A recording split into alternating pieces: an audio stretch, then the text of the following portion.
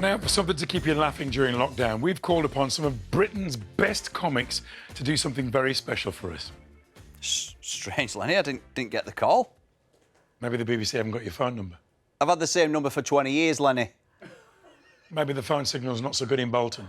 They got through to Peter Kay, didn't they? It's a live show, Paddy. We need to move on. We've been in touch with some of Britain's top comics to find out how they're coping in lockdown.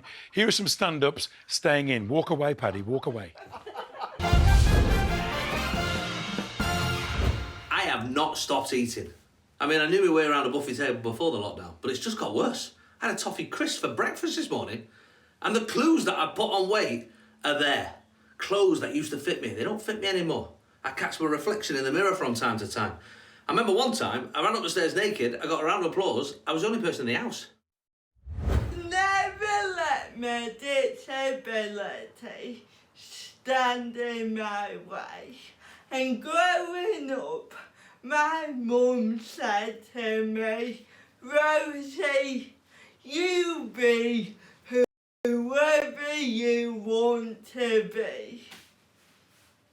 Apart from a hairdresser. I would say I'm obsessed with my kid, like obsessed. Although I do think people overuse the term obsessed these days, you know, like, oh my God, I am obsessed with MasterChef. Are you, Jubilee? Or have you just watched 2 episodes and bought some fennel? That's not a good sign, is it? I was over at a lady's house before the lockdown, you know, a woman I know loves me very much, and she was like, Dane, I've made you dinner. Try it, tell me what you think, and be honest. And I was like, are you sure I should be honest? She was like, of course I'm sure. You know I love you.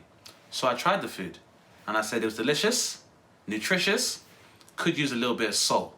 And she was like, oh my God, you're so ungrateful. I spent all this time making you food, you come over to my house, and you don't like it and need salt?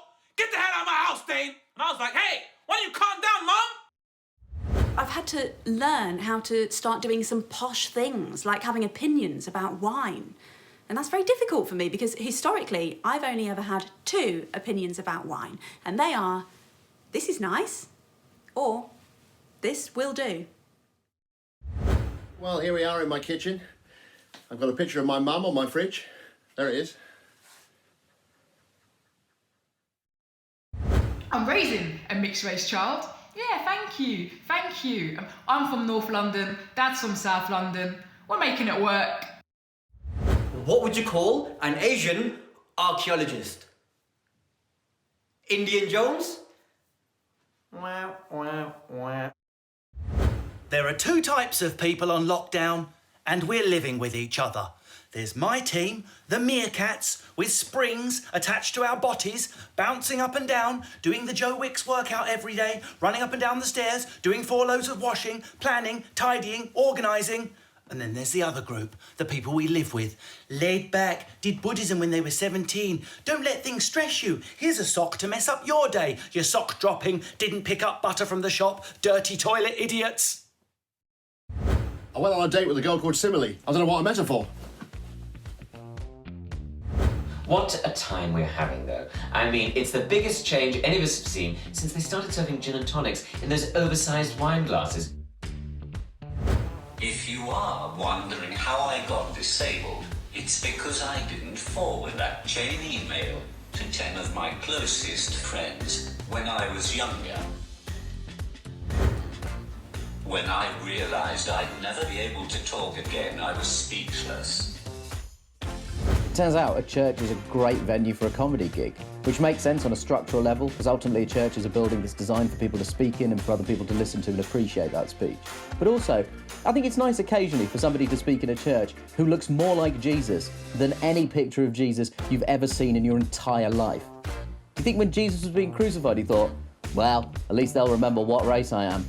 No, they won't, Jesus. You're going to have blonde hair and blue eyes before they've dragged you down off that thing. Poor Jesus. He went up there a Middle Eastern man. He came down looking like the bass player from an indie rock group in the early noughties. Poor Jesus. From the King of Kings to a King of Leon. Bye, everyone. Look after yourselves, because remember, in the end, the truth hits us all. This was created as part of the Big Night In. We hope you like the videos, and we also hope that you'll click the link below and make a donation. Because right now, charities up and down the UK are providing urgent and essential help to those most in need. So, hopefully you put your hand in your pocket and give what you can. Thank you.